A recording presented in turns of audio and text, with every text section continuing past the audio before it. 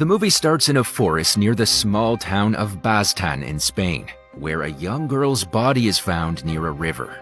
As a mysterious figure watches from a distance, the police, led by Inspector Amaya, arrive at the scene and start searching for clues. It's revealed that the girl had vanished the previous night, and her shoes were found by the road. The police examine the body and deduce that she was strangled with a rope. Several details of the corpse stun the cops, such as the girl's makeup being washed off, animal hairs being found mixed with hers, and there's a traditional suite covering her shaved private area. There's no sign of abuse, but her hands are in an unnatural position.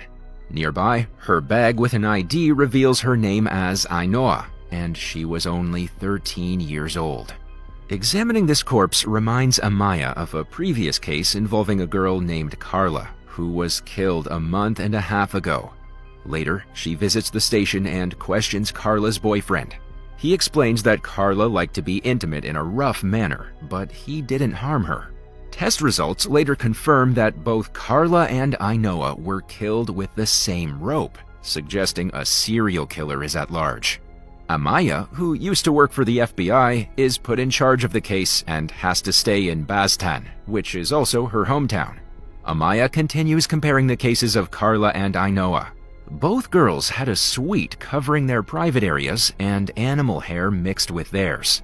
Later, Amaya stays at her childhood home with her aunt Ingrassi and sister Rosaura.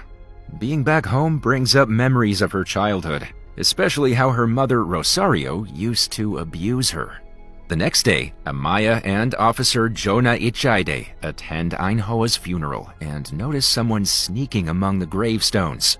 They chase after him and find out it's Rosaura's husband, Freddy.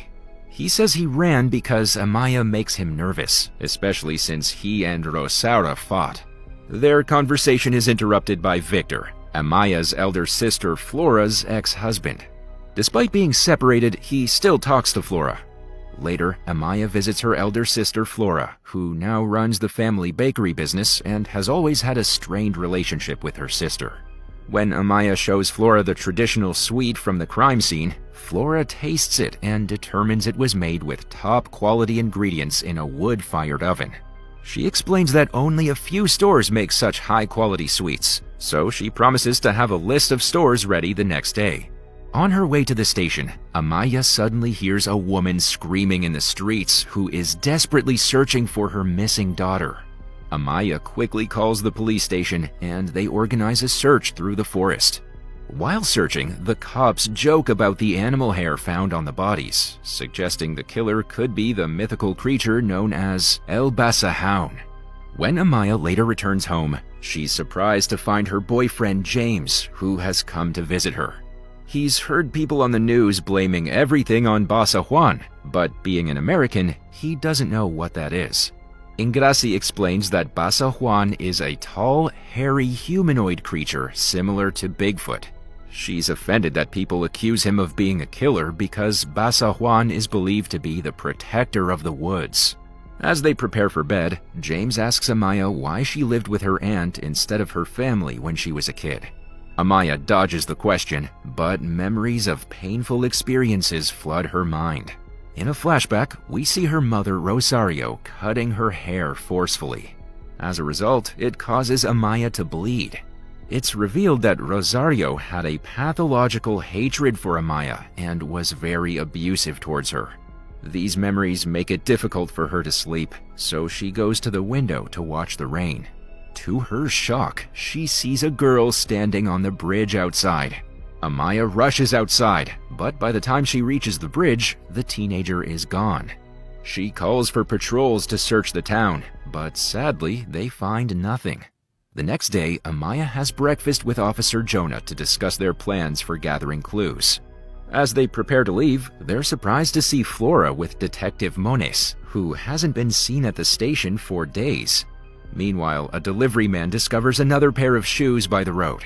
The police soon swarm the area and find a girl named Anne's body in the same condition as the previous girl, with the same suite included. The doctor estimates she's been dead for about 24 hours, ruling out the possibility of her being the person Amaya saw outside her window the other night. Later, Jonah and Amaya visit Anne's parents to talk to them. They investigate the girl's room and find a red coat with a pocket full of walnuts. She then checks Anne's computer and discovers a folder filled with a teenager's nude pictures. Later, Amaya observes the autopsy, which confirms the girl had her hands positioned similarly as the other corpses and her makeup removed. She suspects the killer has a ritual to purify the girls and compares the hand position to an image of the Virgin Mary. Since all the victims were found by the river, she deduces that the killer possibly wanted to wash away their sins. In the afternoon, Jonah and Amaya visit Anne's school to talk to her friends. One girl reveals that Anne portrayed herself as innocent, but was secretly involved with a married man. When Amaya returns home, she accidentally drops one of the walnuts, and Ingrassi explains that walnuts symbolize the power of witches. Amaya then finds a key pendant in her room, triggering another painful memory. The scene then shifts to a flashback. After the terrible haircut Amaya's mother gave her, her father gave her money to make her feel better. Worried her mother would take the money, her father also gave her an employee key to hide the money in the family bakery. That evening, her mother catches her in the bakery and taunts her before leaving a walnut on the bedside table. Back in the present, Amaya and Jonah talk to a retired police chief who recalls a case involving a foreign girl named Teresa. She was found dead with candy on her legs and strangled near the river. Teresa had her hair neatly combed despite being dragged through the forest. Moments later, another girl with similar neatly combed hair was found in the same manner. More girls with the same features kept appearing in different places, but no clues or suspects were found. The chief then offers them a map of the incidents. Later, at the family bakery, Amaya sees her elder sister Flora arguing with Victor. Flora later gives Amaya the list of stores she prepared and also a sample of flour. Amaya then meets her brother-in-law Victor outside, but their conversation is interrupted by a shocking call. She rushes to Freddy's house, but he doesn't answer the door. Peering through the window, she discovers he attempted suicide. Amaya breaks in, cuts the rope, and finds a note in Freddy's injured hand. The note expresses love for Anne, the teenager. It turns out that Anne and Freddy were involved in an affair. At the hospital, the doctor confirms it was a suicide attempt as Freddy's hand wound wasn't defensive. Amaya later shows the note to her sister Rosaura, who reveals she knew Freddy was seeing someone behind her back. She believes Freddy is a cheater, but not a murderer.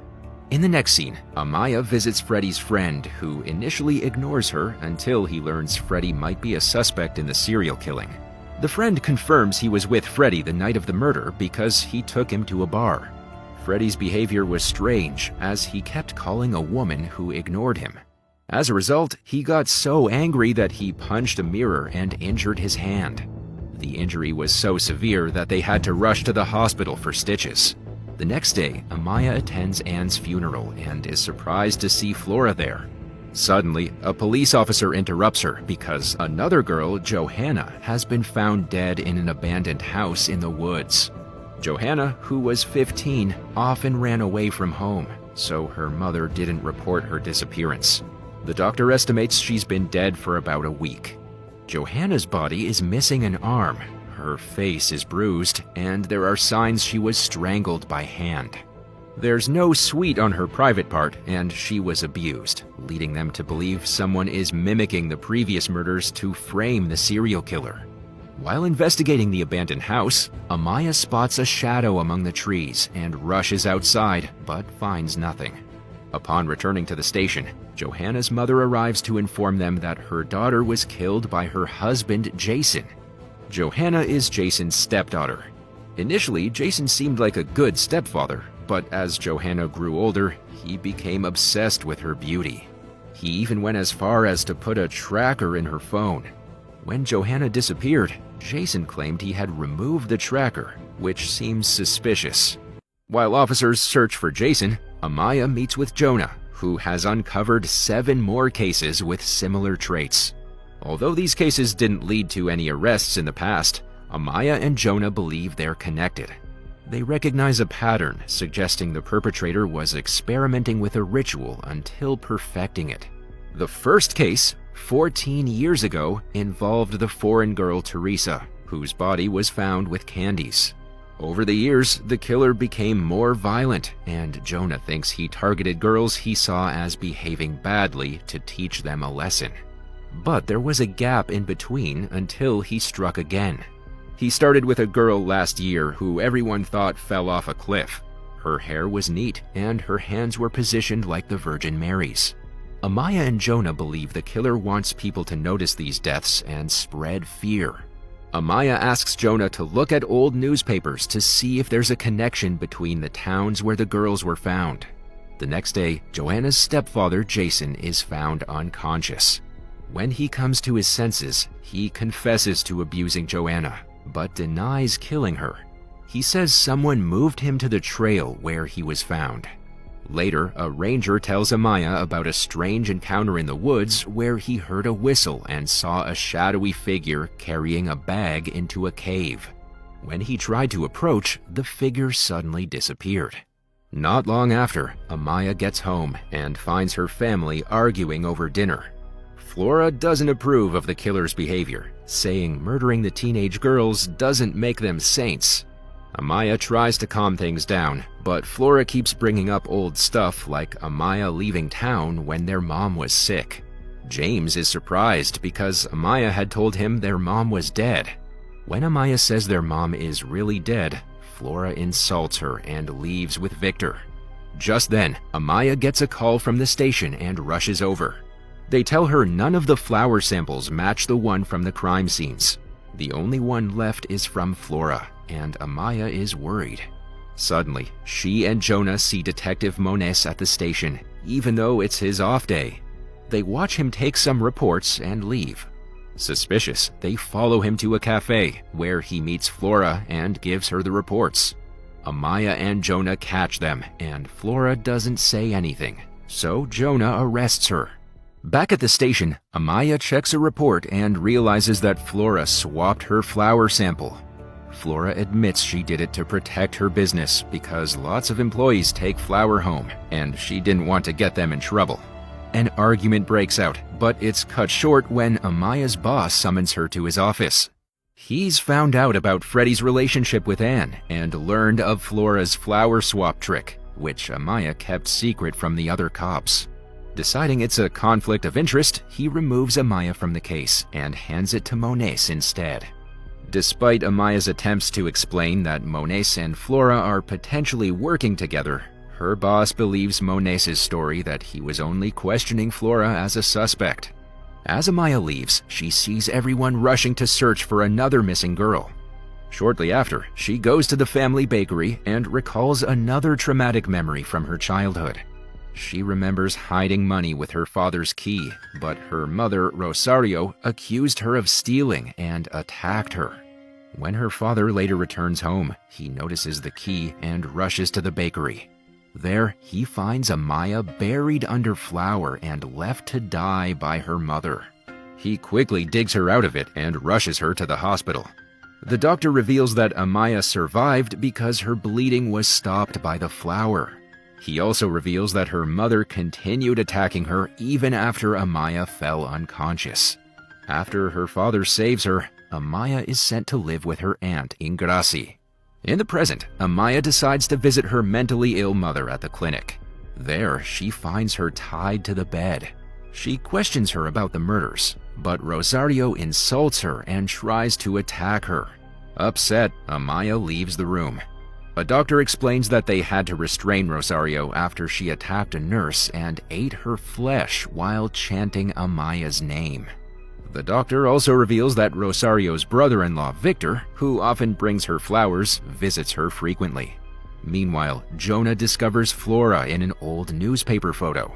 Amaya realizes that Victor, not Freddie, is the brother-in-law who could be the prime suspect. She then instructs Jonah to inform the others while she pursues Victor. Unfortunately, Moniz misses the call because he's exploring a suspicious cave. In the next scene, Amaya's car crashes while racing in the rain. At the same time, Jonah arrives at Victor's empty house while trying to reach Amaya, but he's unaware that she's unconscious in her wrecked car. Meanwhile, Moniz and his team venture deep into the cave and discover numerous human bones, including those of children and a severed woman's arm. Elsewhere, Victor prepares his latest victim for the ritual by brushing her hair. While this is happening, Amaya awakens to a loud whistle. She somehow manages to step out of the car and spots the mystical Basa Juan in the fog. Following him, she exits the forest and arrives at a mysterious house. Inside, she hears a familiar song her parents loved and discovers a suit similar to the ones found at the crime scenes. She suddenly hears a girl screaming, causing her to draw her gun and search the house. She finds a collection of newspaper clippings detailing the murders and photos of the victims. Suddenly, Victor attacks her, injuring her arm with a rolling pin. When questioned about the murders, Victor rants about the girls' unholy behavior. He claims that he taught them purity just like Flora and Rosario preached. Amaya manages to stab his leg with a shard before fleeing. As Victor pursues her, Amaya wounds him further before escaping. Eventually, she finds the captive girl and begins untying her. Before Victor can harm them, he's shot twice by Flora. Later, at the station, Amaya explains the entire case to the team. Victor's first victim, Teresa, was killed 14 years ago because he perceived her foreign lifestyle as a threat to the town's traditions. Afterward, the guilt drove him to alcoholism, which he used to convince himself he was serving society. Over the next 6 years, he killed 8 more girls. However, when he met Flora, she helped him control his anger, and during their 7 years of marriage, he didn't kill anyone. But after their divorce, Victor's rage resurfaced, leading him to resume his killings. He meticulously staged each crime to regain Flora's respect.